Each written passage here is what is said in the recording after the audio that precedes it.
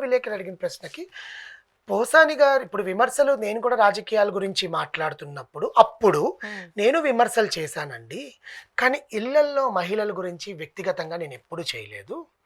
చేయాలని కూడా అనుకోలేదు. ఆయన రచయిత. ఆయనకు తెలీదా ఆయనకి ఎటువంటివి మాట్లాడాలి, ఏమి మాట్లాడాలి? ఎవరో ఒక అధినేత ఆ ఇంప్రెషన్ కోసము ఆ అధినేతకి లోబరుచుకోవడానికి అధినేత ఇతన్ని రికగ్నిషన్ చేయాలి అన్నట్టుగా నోటికొచ్చినట్టు మాట్లాడడానికి ఆయన ఇప్పుడు శిక్ష అనుభవిస్తున్నాడు. ఈరోజు ఈ జైల్లో, ఆ రోజు ఇంకో జైల్లో ఇటు తిప్పి ఒక దాంట్లో బెయిల్ వస్తే ఇంకో దాంట్లో బెయిల్ వస్తే ఇంకో దాంట్లో ఇరికించేసి అని అన్నాడు ఆయన. 26వ తారీఖు వరకు ఆయన ఇంకా జైల్లో ఉండేటట్టు ఉంటుంది. ఇప్పటికైనా టీడీపీ అధిష్టానం ఏదైతే అధికారంలో ఉందో ఆయనకి తెలుస్తోంది, సెల్ఫ్ రియలైజేషన్ ఆయనకు వచ్చింది, పశ్చాత్తాపడుతున్నాడు.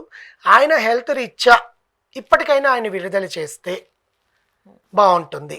ఆయనకు తెలిసి ఇంకోసారి ఇంకా జన్మలో ఆయన తప్పు చేయడు, ఆయన బతికేదో ఆయన బతుకుతాడు.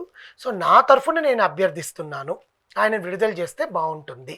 పెద్ద మనిషి, హెల్త్ రీత్యా 70 ఏళ్ళు ఉన్నాయి, తిప్పడం అనేది కరెక్ట్ కాదు.